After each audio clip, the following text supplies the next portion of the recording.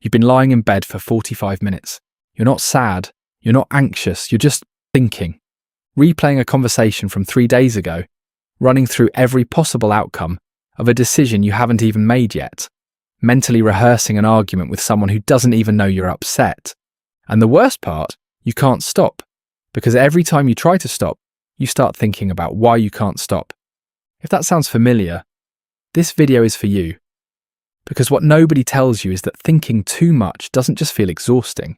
It has a real, measurable cost on your brain, your body, your relationships, and your ability to actually live your life. And today, we're going to break down exactly what that cost is and what to do about it. First, let's be clear about what we're actually talking about. What is overthinking, really? Overthinking isn't the same as being smart. It isn't the same as being careful or thorough. And it's definitely not the same as problem solving. Psychologists draw a sharp line between productive thinking, where you analyze a situation and reach a conclusion, and ruminative thinking, where you loop through the same thoughts over and over without ever landing anywhere. Rumination, that's the clinical word for it. And here's what's interesting about the kind of people who tend to do this most. Research consistently shows that overthinkers tend to score high in openness to experience, high in self-awareness, and high in empathy. They notice more, they feel more, they process more. Sound like anyone you know? The very traits that make you perceptive and deep thinking are the same traits that, without the right tools, can turn your own mind into a trap. So what is the hidden cost?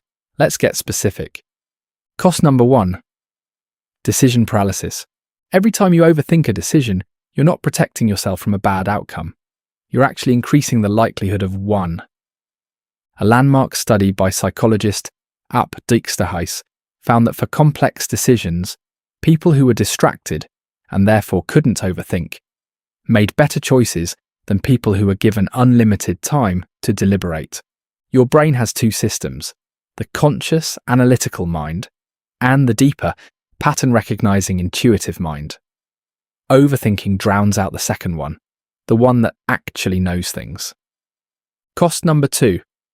Mental fatigue. Your brain consumes roughly 20% of your body's total energy. And when you're running mental loops all day, you're burning through that fuel on nothing. No output, no resolution, just friction.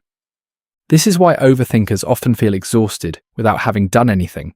It's not laziness, it's that your brain has been running a marathon inside your skull while your body sat still. Cost number 3. The anxiety spiral. Here's the one that really matters. Overthinking and anxiety feed each other in a loop. You think because you're anxious. The thinking makes you more anxious.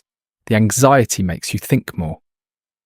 Neuroscientists have found that chronic rumination actually physically changes the brain, specifically the prefrontal cortex and the amygdala.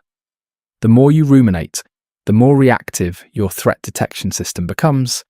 You literally train your brain to see danger everywhere. Cost number 4. You miss your own life. This one is quieter, but it might be the most damaging. When you're living inside your head, you're not present. You're not in the conversation you're having. You're not tasting the food in front of you. You're not noticing the person across the table. Psychologist Mihaly Csikszentmihalyi, the researcher who studied flow states, found that the mind's default tendency to wander is one of the primary sources of unhappiness. Not circumstances, not events, just the untethered, looping mind. You can be in a perfectly good moment and completely miss it because you're 3 days ahead or 3 years behind. Now here's where it gets personal. Not everyone overthinks equally.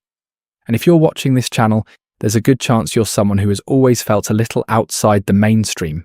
Someone who notices things others don't. Someone who asks why when everyone else just accepts. That kind of mind is a gift, but it comes with a particular vulnerability. When you're wired to analyze and question, your brain doesn't easily accept good enough. It keeps looking for the angle everyone else missed. It keeps asking whether the conclusion is really right. And in a world that often doesn't quite understand how you think, where you've maybe been told you're too sensitive or too serious or you think too much, that internal processing can become a way of trying to control a world that feels unpredictable. Because if you can just think through every scenario, maybe nothing will catch you off guard. But here's the truth. The need to think everything through is often less about logic and more about fear.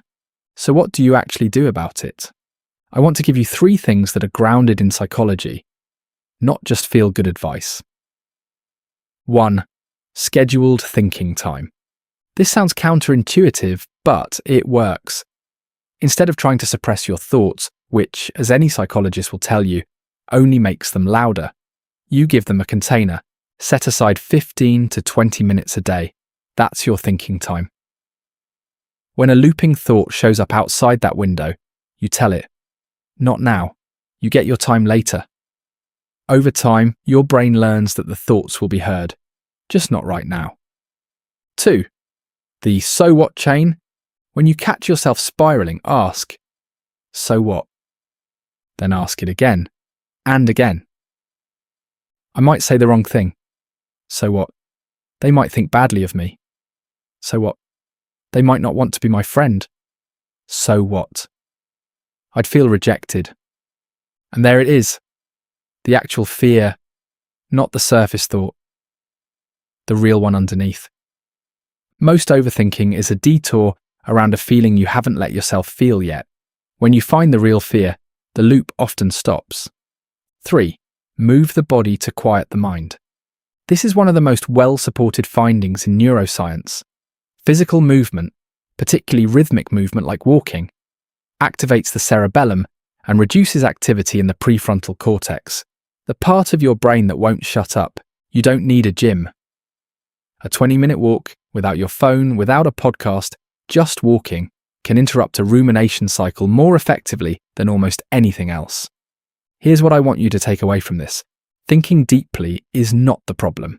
It is one of your greatest strengths.